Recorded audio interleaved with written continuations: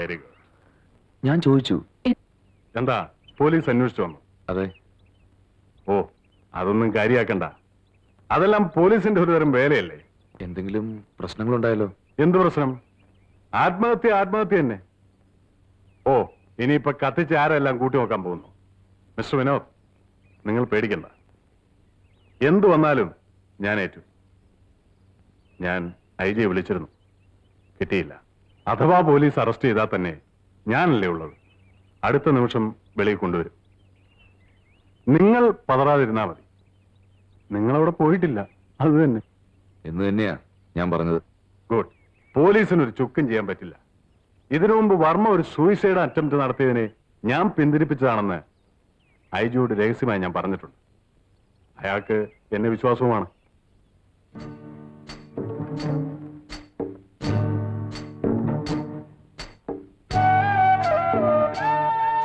വിനോദ്,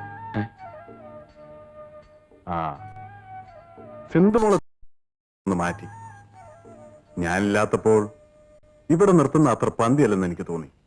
എനിക്കാണെങ്കിൽ ശ്രദ്ധിക്കാനും സമയമില്ല. വിനോദ് വെക്കോളൂ.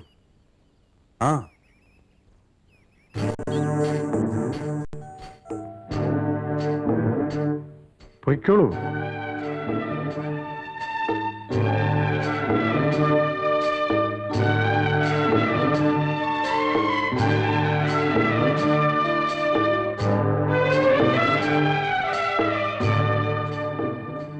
സിന്ധുമോൾ എവിടെ? സിന്ധുമോളെ ബോർഡിങ്ങിൽ ചേർത്തു. ഏത് ബോർഡിങ്ങിൽ? അറിയില്ല. ഡോക്ടർ, ദയവേത് വിനോദിനെ രക്ഷിക്കണം. എനിക്ക് വേണ്ടി ഒരിക്കൽ വിനു ജയിലിൽ പോയതാ. വീണ്ടും ചെയ്യാത്ത കുറ്റത്തിന് പ്ലീസ് ഡോക്ടർ. പോലീസ് വിനോദിനെ അന്വേഷിക്കുന്നുണ്ട്. ഞാൻ ഒരിക്കലും നിങ്ങളുടെ പേര് പറയില്ല. Help me please. ശ്രീദേവി എന്തായി പറയുന്നത്? ഇത് എന്റെ കയ്യിലിരിക്കുന്ന കാര്യമാണോ? I will try. ഞാൻ ശ്രമിക്കാം. ഞാൻ മറ്റാരോടാ ഇതൊക്കെ പറയാ? ശ്രീദേവി ആരോടും ഒന്നും പറയാൻ നിൽക്കണ്ട. അതൊക്കെ അങ്ങനെ നടക്കും. ഒരുപക്ഷെ വിനോദിനെ പോലീസ് അറസ്റ്റ് ചെയ്തെന്നും വരാം. ഇന്ത്യൻ ശിക്ഷാ നിയമം 302 വകുപ്പ് അനുസരിച്ച് വിനോദിനെ വധശിക്ഷയ്ക്ക് വിധിച്ചെന്നിരിക്കും. അതിന് മിസ്സിസ് വർമ്മയ്ക്കോ ഡോക്ടർ തോമസ് കുര്യനോ എന്തിരിക്കുന്നു?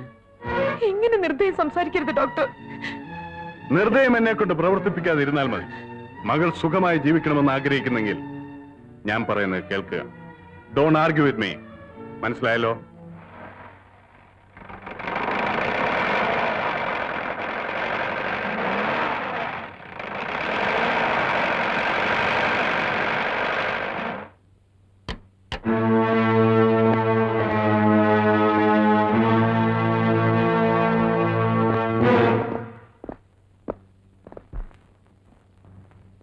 എന്താ ജഗദീഷ്?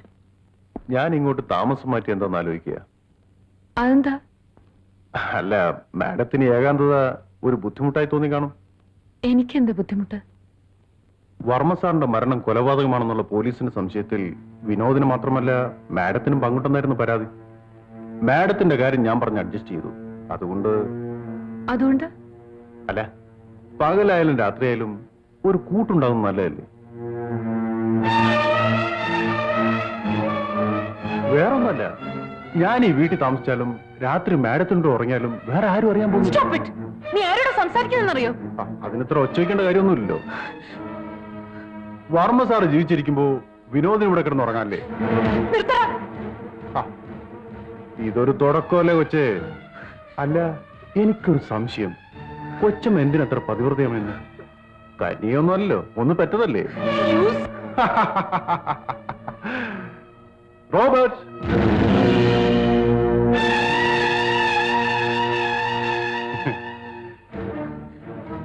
ആരും അറിയില്ല. ഞങ്ങൾ രണ്ടുപേരും മാത്രമേ ഉള്ളൂ. ഒന്നുകൂടി ആലോചിക്ക്.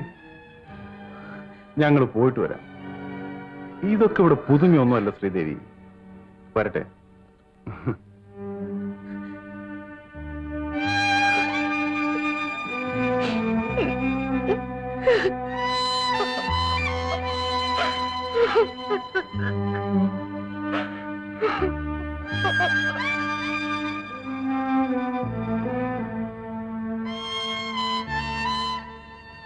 റോബർട്ട് ഇവിടെ എങ്ങനെ എത്തി? അതും ജഗദീഷിന്റെ കൂടെ. ഇതിലെന്തോ ചതിയുണ്ട് വിനു. എനിക്കാകെ ഭയമാവുന്നു. ഞാൻ സത്യം പറഞ്ഞ് പോലീസിന്റെ പിടിയിൽ നിന്നും വിനുവിനെ രക്ഷിക്കാം. ആ ഡോക്ടർ പ്രതീക്ഷിക്കുന്നതിൽ അർത്ഥമില്ല. അവിവേകം കാണിക്കൽ ശ്രീദേവി. എന്റെ കാര്യം ഒരു പ്രശ്നമല്ല, പക്ഷെ നമ്മുടെ കുഞ്ഞിന്റെ കാര്യം. ശ്രീദേവി കരഞ്ഞിട്ട് കാര്യമില്ല. നമുക്ക് ബുദ്ധിപൂർവ്വം കരുക്കൾ നീക്കണം. ഭയപ്പെടാതെ എല്ലാം ഞാൻ ശരിയാക്കാം. ശ്രീദേവി എങ്കിലും എന്റെ കൂടെ ഉറച്ചു നിന്നില്ലെങ്കിൽ ഞാൻ പതറിപ്പോയില്ലേ? ധൈര്യമായിട്ട് പൊക്കോളൂ. കുഞ്ഞിനെ രക്ഷപ്പെടുന്ന കാര്യം ഞാൻ ഏറ്റു. പക്ഷെ ഡോക്ടർ തോമസ് കുര്യൻ, അവനെ ഞാൻ വെറുതെ വിടില്ല. അയാൾ എന്നെ ചതിക്കുകയായിരുന്നു. ടൈം കഴിഞ്ഞു. പൊയ്ക്കോളൂ.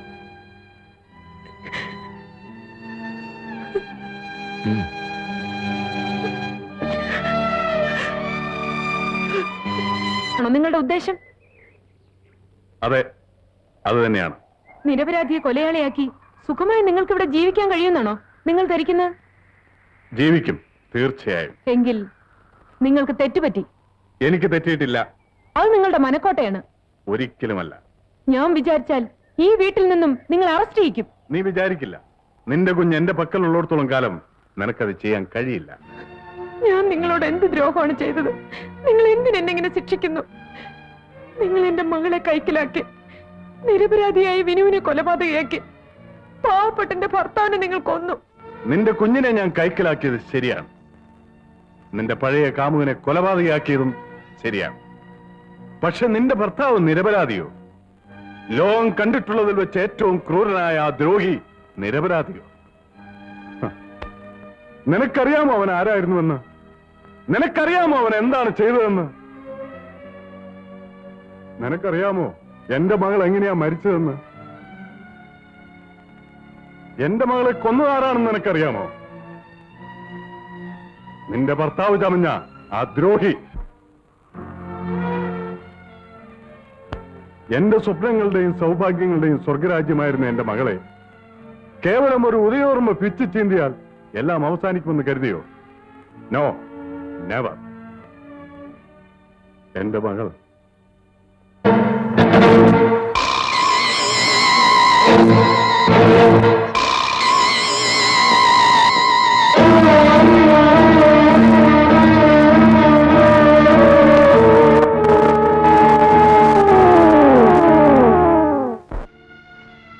എനിക്ക് നീയല്ലാതെ മറ്റാരുമില്ല മോനെ. എന്റെ എല്ലാ സങ്കല്പങ്ങളും നിന്നെക്കുറിച്ച് മാത്രമാണ്.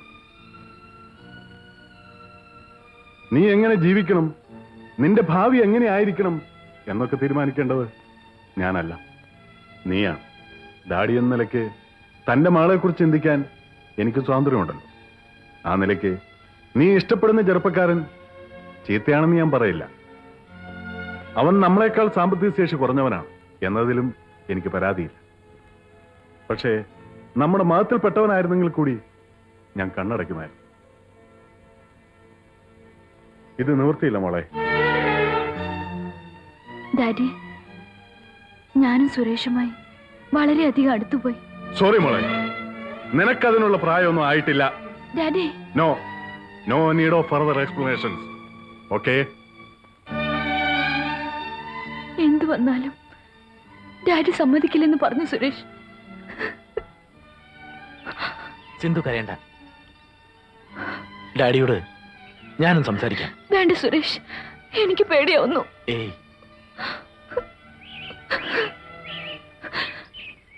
എന്താ മോളെ ഇത്? എന്തെങ്കിലും പ്രശ്നമുണ്ടേ അങ്കിളിനോട് ആദ്യം പറയണ്ടേ? ഡാഡിയുടെ സ്വഭാവം മോക്ക് അറിഞ്ഞൂടെ? വരൂ, അങ്കിൾ എല്ലാത്തിനും സമാധാനം ഉണ്ടാക്കാം. വാടോ, എല്ലാത്തിനും പരിഹാരം ഉണ്ടാക്കാം. ഹാ, വാടോ.